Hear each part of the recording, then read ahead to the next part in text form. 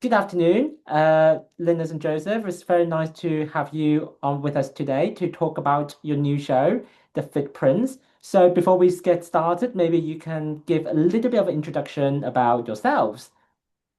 See, Yeah, so hi Steve. Thank you for having us. hi, Yeah, I'm Linus Karp, I'm Joseph Martin. and we are awkward prods, so we make stupid queer pop culture based shows like Gwyneth Goes Skiing, Diana the Untold and Untrue Story, and now The fit prince who gets switched on the square in the frosty castle the night before insert public holiday here.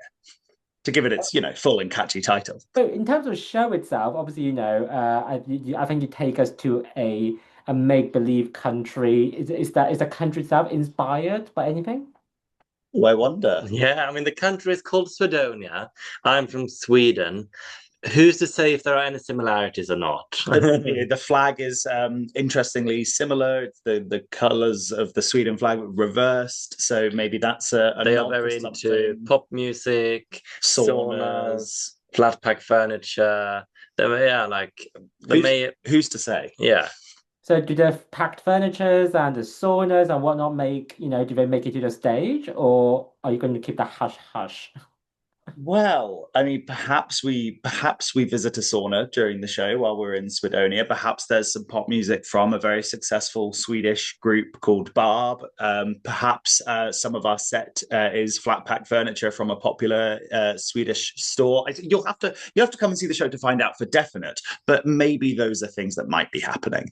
Well, I mean, I've not seen the show yet, so it will be a completely new experience for me. I mean, obviously, I have seen two of your previous shows, Diana and also Gwyneth. I mean, both of which were fascinatingly interesting. I think I think that's probably the best way I can describe it without giving too much Fascinating. away. So, would you say that the footprints is also up there for you? In terms of the strangeness and also how well you like the production. So, if I were to ask you if you had to rank those three in order of preference, where would they That's like sit? choosing your children. You can't make us do that, see? But You, everyone you, does you have say that, favorite but I bet children. some people will be able to choose their children. But yeah. yeah, Absolutely. yeah, but no, I mean I think we are very excited to perform this because we have now performed Gwyneth for 6 weeks in New York, and we have performed Diana a lot this year as well.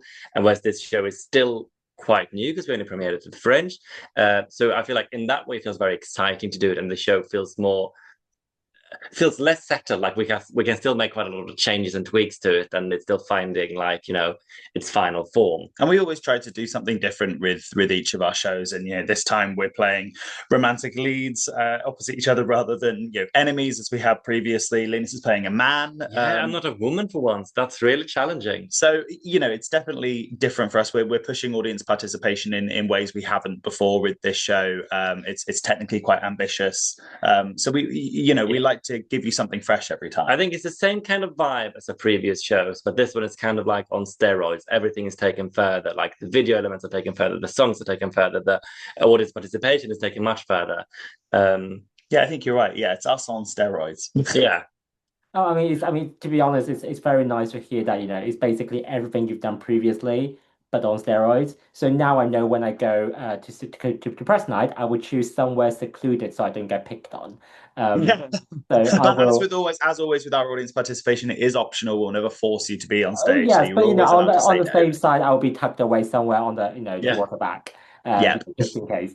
I think the previously in your shows, I think you had elements of puppetry. I think Joesph, you've always been one of those puppeteers. So are we going to say that will there be puppets in the show? There will be puppets, yes. So we see, More puppets than ever. yeah, well, More two puppets? Goodness actually, me, there were yeah, enough puppets on Gwyneth. three puppets. Do we have three Yeah, the puppets? princess. Oh yeah, that's Come true. on, Three know your own puppets. show. I'm not on stage for that one. So people who've seen Gwyneth Go Skiing may recognise one of our characters who plays my lawyer in Gwyneth Go Skiing. She reappears as a brand new character called Jenny Puppetson in this new show, who runs the bakery with me, with my character Aaron in New York. But we also have a brand new puppet called Gerta McMurder, who runs the orphanage in Swedonia, and she is this a fantastic, terrifying, sort of 7 foot something tall witch-like puppet with these big spindly hands, and she's the real fabulous. diva of the show. I mean, she's got her own merch line. She does. It's been so fun to see people both be terrified and fall in love with her. Yeah. It's almost like you're describing part of a panto, really, isn't it? Which is a bit of a fitting thing given the given season we're in. What do you I think? mean, I think It's it got a definitely has panto-esque panto to it. elements. Yeah, there's Like, definitely panto elements. It's obviously like a lot of audience participation. There's like multimedia and a fairy tale land, and song numbers and things like that. But I also feel like but it also has play, not a exactly, pantomime, and it's also not for children. No, definitely not for kids. Oh, right. I mean, I didn't realize there's an age limit to this. So what is advertised as? Well, its guidance is sort of 16 plus, but if you're particularly liberal parents, you're welcome to. But we have had kids at the Fringe. We had kids that were sort of like 10 years old or potentially slightly younger there. I would say that's too young. We use a lot of colorful language in this show. And it's very gay. It's very gay. So I feel like you don't want too young kids. You suggesting we shouldn't expose children to gay culture? Not our gay culture. I was going to say there's nothing wrong with exposing children to queer and gay culture at a very young age. I think that's absolutely No, absolutely, but maybe not when it becomes like sweary and sexual. Then I think they should probably stay away. Yeah, maybe. Well, unless I think some plays probably hide them and made it a little bit subtle. But knowing you guys, I suspect it's probably as subtle as a gun. I don't know what you mean. No, absolutely not. No, what am I even implying? I have no idea. So I think that's all really fun actually. So obviously you said there may be some similarities, parallels with Sweden. Joesph, do you have much experience with Sweden, and how do you relate to all of this? Well, so I mean, we've been together for 11 years now, so I've been visiting Sweden for a long time, and there are obviously a lot of things that I love about the country and things that I wanted to celebrate, but it's also important for me as a British man when my husband wants to write a show that is in ways a love letter to his own country, that I don't have too much input on that, because it's not my country, it's not my culture to sort of be like, oh yeah, absolutely, let's, like, I think we should do this. I think part of the creation of Swedonia as a country was Linus is like, it has to have these things because these are the things that I love about my country, these are the things that people in the UK expect to see. Yeah, I think it's also Sweden, what people actually expect. So you play with both like the things you want to portray, but also people's expectations and sort of the stereotypes around it. Yeah, but I mean, we had a great time putting it together. I think from my perspective of someone who visits Sweden as like an outsider, if you like, I think it is a really gorgeous love letter. And it like in a very typical Awkward Prods way and in a very typical Linus way, it knows how to poke fun at a thing, but do it with genuine love and affection. And again, it's, as you say, it's not always necessarily subtle references, but they are like references that you will enjoy because it's clearly done with love. Oh no, I think that all sounds wonderful and fantastic actually. So during this creative process, how long would you say that the show has been conceptualized? What kind of journey did you go on to develop this? I mean, it's been brewing quite a while, because I think we had the idea that we wanted to do this kind of like holiday queer story rom-com since probably like Christmas 2022. And then but then Gwyneth Paltrow had a ski trial, so we sort of were like, oh, we're gonna have to do this now, which we had a lot of fun with. We did. And then we properly started working on it. When did we start working? Well, we started writing it earlier this year, probably. Yeah, probably around February time, didn't we? Yeah. February, March time. And then we did some London previews in July, obviously did the Edinburgh Fringe for all of the festival. And now here we are doing a month-long run at Christmas. And it feels very good to be able to do it at Christmas, because we'll be able to do the show all year round if we want, but it is at its core like a festive Christmas show. Yeah. But I mean, the show has existed, as Liam says, in various ways for a couple of years. There's at least one joke in this show that we've sat on for, I think, 3 years, if not more. Like jokes where we've been like, oh, this would be a really good joke, but it doesn't quite fit in this show yet. We think it might fit in this one, and then like here we are 3 or 4 years later, and we've finally been like, right, the joke works in this show, it works here, we'll put it here. So there's always stuff brewing. So would you say that there are probably elements that you would probably insert or remove depending on the timing of the year or the kind of venue you're playing at? Is that what you're trying to allude to? Yeah, I think it's as Ian says, a show that can work all year round. So when we were at the Fringe, the public holiday in the title of the show was Midsummer, and now it's Christmas. And with it being Christmas, we can make more Christmas-based jokes. We can add decorations to the set that are more Christmassy. It keeps it fresh for us, but also keeps it fresh for the audience. And part of the fun of it is that it also feels a little bit crowbarred in that there's this public holiday that's coming up in 2 weeks or whatever, which is exactly how these films that we love do it. So that's what lets us, have more fun with it in that sense. Yeah, and I think, that's absolutely wonderful because I think around this time of the year especially, who doesn't like a tongue-in-cheek kind of rom-com? I think that is very much the spirit that one should be in. I mean, to be honest, I don't even know how many pantos I've been to recently, so I'm a little bit scared to review the actual number. But anyway, so I am looking forward to this. Maybe just remove myself from all of the panto-esque kind of environment a little bit, but still we're very much within that rom-com spirit. I think it's going to be wonderful. So look, if I ask you to give a very quick summary as to why people should go see The Fit Prince, what would you say? I would say you should go and see it because it's important to support queer art. And if you don't come and see it, you're a homophobe.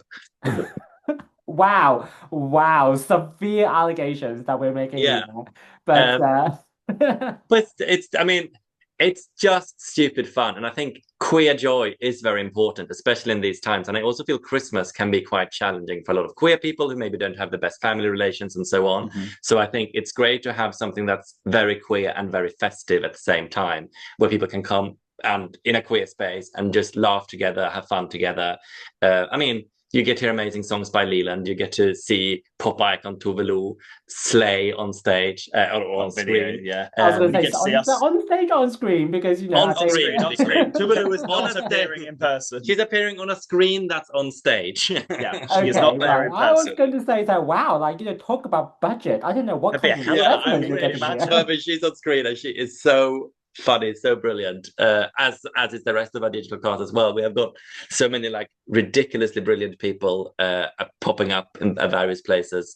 And you get to see us being gay together as well, which is always nice. Yeah.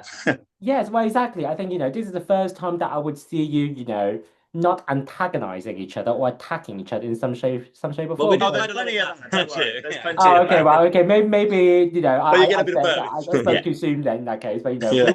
let's see what happens in that. And so, obviously, I think by the time this video comes out, the show would have already opened. I think you're playing until the new year. Is that right? Yes. Yes. So January the 3rd.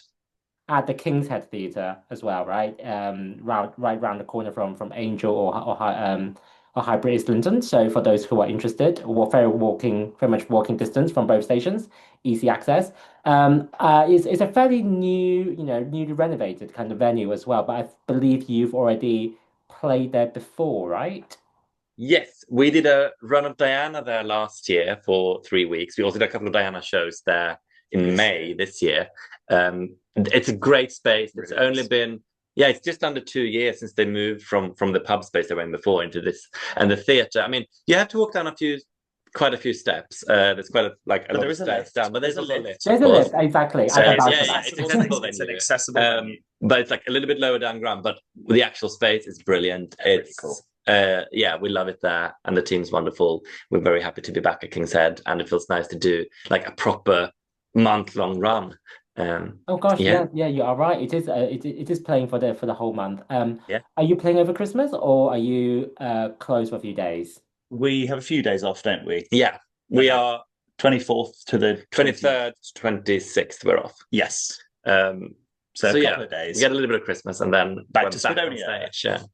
Yeah, amazing. So anyway, I think in the spirit of time, maybe we will wrap up here. But thank you very much for joining the call today, to talk us through the show, some of the things that you went through. I'm sure it's going to be, like you said, a huge amount of fun, and anybody who is not buying the ticket is probably, homophobic. But, Yeah. we'll leave So it to true. the audience to judge whether that's the case or not. Yeah. So Exactly. thank you very much for joining today. I wish you very, very best for the show. I will see you on press night on Monday, the 8th Yay. of December. Very much looking forward to it and Thanks see so much for how this. having us. Well, and also I'm just looking forward to exactly what you mean by some of your previous shows on steroid and Yeah. exactly what we mean by that. But like Yeah, I just said, you I wait. shall be watching from afar.